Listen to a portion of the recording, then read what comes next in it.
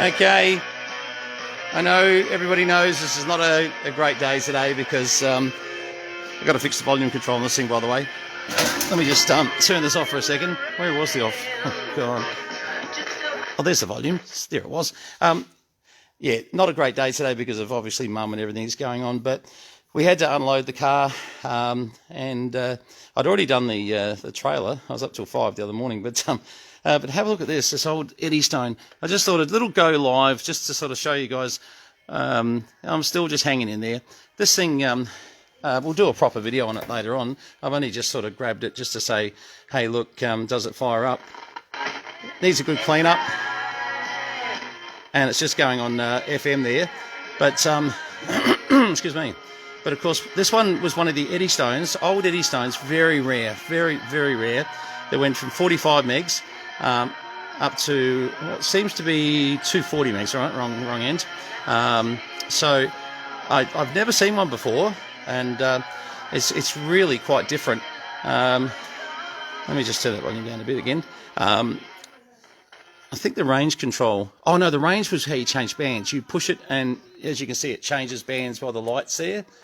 I'm just thinking so that's 45 megs, 75 megs, 125 megs, up to 240 megs. Right, yep.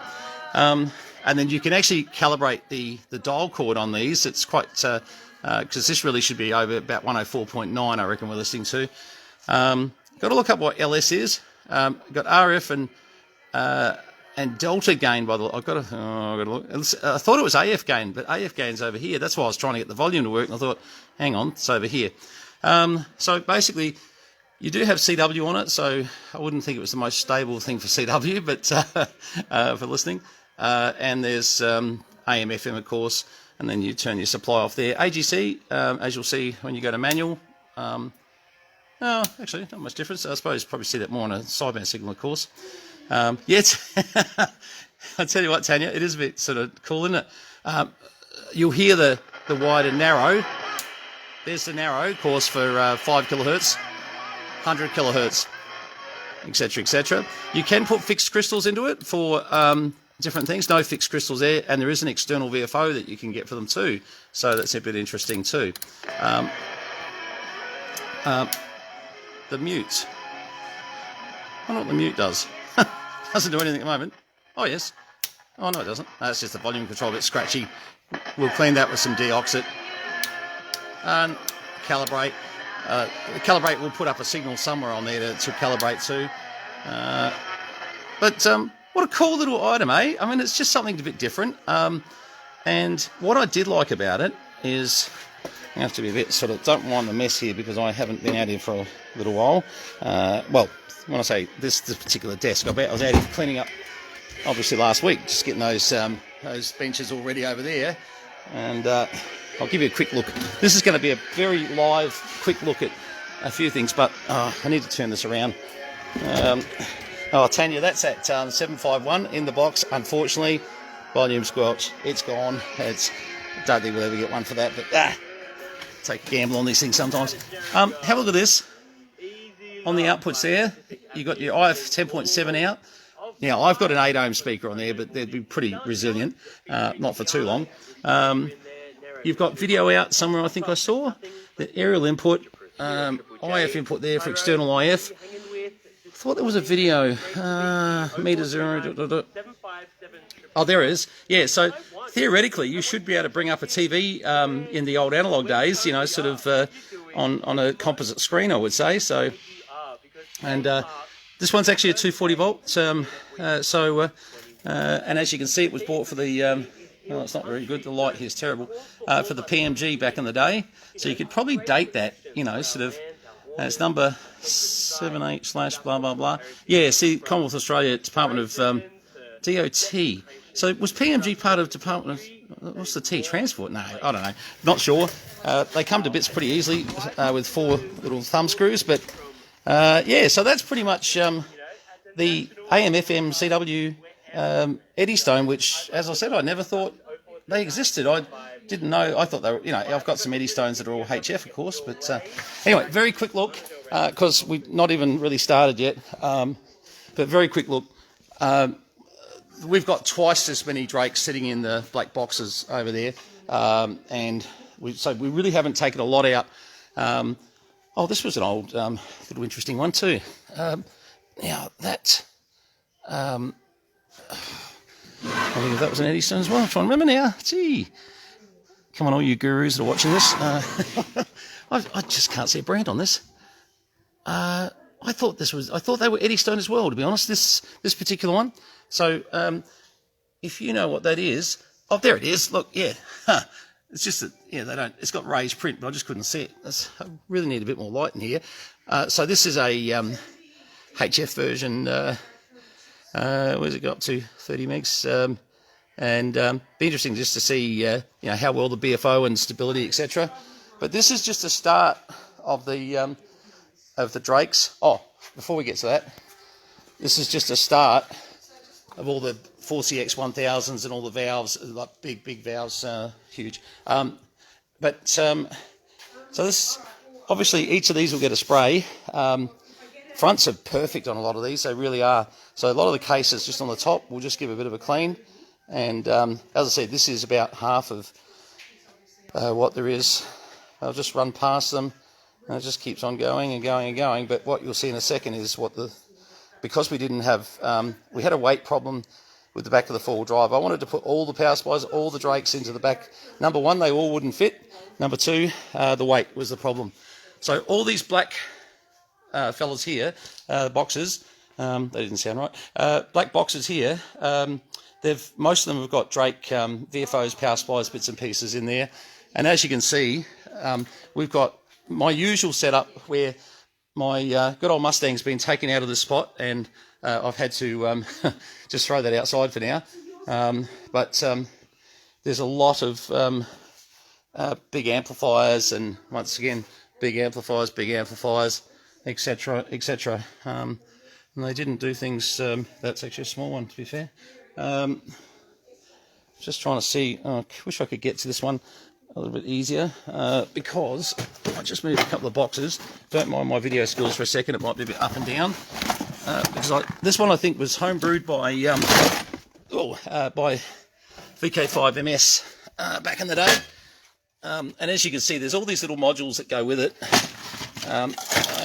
oh, I'm wrong, that one, sorry, it was VK3 ZTN, 2 meters, geez, back in the day, because that fed into, well, I've got to remember now whether I thought that one there fed into this box here. Now that I don't remember completely. So I took photos, thank goodness, and see all these plate current grid drive. There's these HV power supplies that go with it all that are just absolutely huge. Like to move them, it's 2 people. They are massive. Okay, so righto. So this.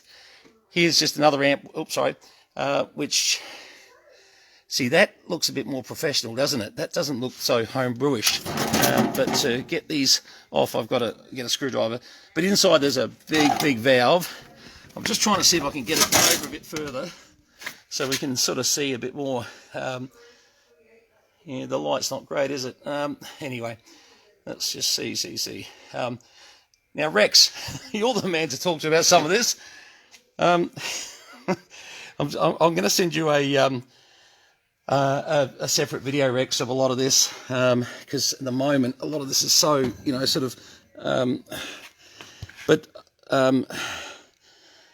big stuff. A lot of it will be old antique stuff too, don't get me wrong.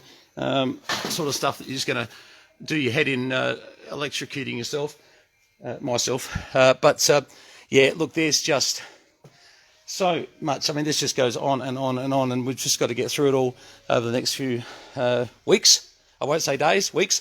Another Eddystone down here, which has got a band switch missing out of it. Wouldn't it be nice to, get that up and running again? It's been ratted a bit, you can tell, but it's not in bad condition as far as its front and everything. This one here is a little bit further gone. We've got some old Helicrafters in as well, which I think are in the boxes. And once again, these old receivers, these were made in Melbourne, I reckon, from memory. These old Kingsleys, you might be able to remember, Rex. Big massive power supplies, more boxes, more stuff. Look, there's just, yeah. One of the things that, this one people may be able to comment on. This looks like an old Collins radio phone system for marine. I don't know. I noticed a couple of frequencies, 4 megs, 7 megs on there. But, just what it outputs and what it does, we'll have to do a bit of research. But I just thought that was a classic piece just to go. I doubt it falls into the line of what we're doing for the display. But I just thought, isn't that cool? Anyway, this is weird. So, yeah. Oh, nearly knock those over. So 1, 2, 3, 4, 5, 6, 7, 8, 9. Oh, boy. 10, 11, 12, 13, 14 boxes that are all sealed up. And we sealed them all because of the fact, and one bigger one, sorry, because of the fact that we had them on the trailer and we just had to. Haven't seen these before too. Quite a bit of this sort of stuff. Hang on. Oh, sorry guys, the camera work's going to be a bit average when I'm doing this. Now they called it a preamplifier, but to me, it just looks like a big ballon to me. But if you've used these before, although. So output, DC input. All right, Rex, another one for you. I just, it just sort of looks like, an antenna might sort of come off that. Scotty, you reckon Navy with the Collins gear? Okay, no, that's good. I like the fact it's able to go on 7 megs, It might be able to put a crystal and come up on Ron's net, Anyway, all good. There's mammoth amounts of, all these CBs down here were in a container that was rusted out everywhere. So some of this CB stuff will be, average at best, unfortunately, but it's probably just spares. But what was special in there was something in the CB gear that, over here. I put it on the shelf because it was in such good nick.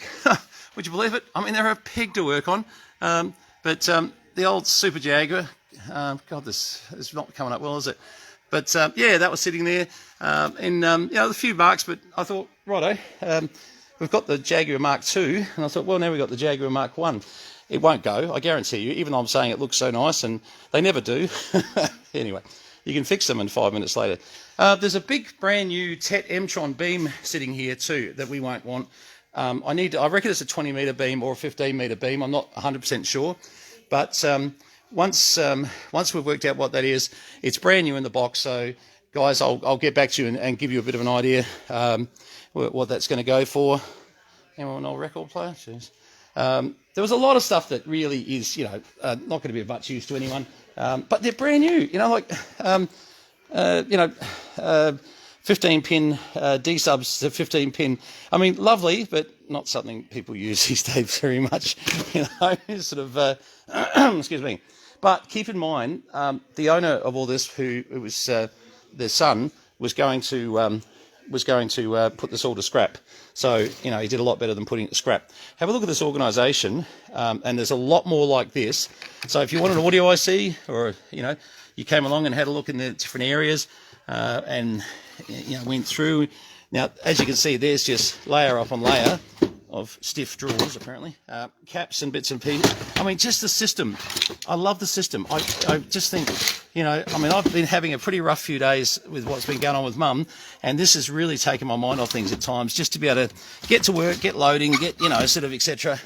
But, I could go on and on. Keep in mind, for every connector ever made for mankind, he has similar things to this, all set up in the same way. So, real tribute. It's just amazing. Now, it's hard to know. Some of this was VK5 MS's, and some was Wayne's dad. So I'll try and see if I can find out, sort of who to give credit to what bits, especially the stuff that's going into the display, because I like sort of trying to, give people a bit of an idea of where things have come from. An old valve tester, which probably won't work. It looks like it's had a bit of a hard time, but it doesn't matter. Sometimes you bring them up with a bit of low volts through and just see how it goes. And excuse me, sometimes they they do all right. But definitely a bit of a rub down on the case and a bit of work there. All right, well, that's pretty much just a very quick overview of what took us, you know, a solid 2 days to load and then another half day to reload because I got the trailer loaded really badly. It was my fault. But I think the takeaway from this video is the Drake lineups that really are just exceptionally, you know, sort of rare these days to get, especially to get the fronts the way that we've got them. I mean, they're just so nice, and it's just something that the cases are so simple to spray up, and you can make them look, you know, good so easily. But you know, it's the fronts. We're always sort of checking to get good fronts on anything really, because in the end, that's what you see. All right, 73s, all the best, and as you can see, things are racked and stacked, and they're, you know, looking a little bit better, and we've got a bit more clearer space at the moment. So for those of you that come here regularly and are used to having to trip over things, you'll still trip over things. All the best. Thanks very much. Cheers all.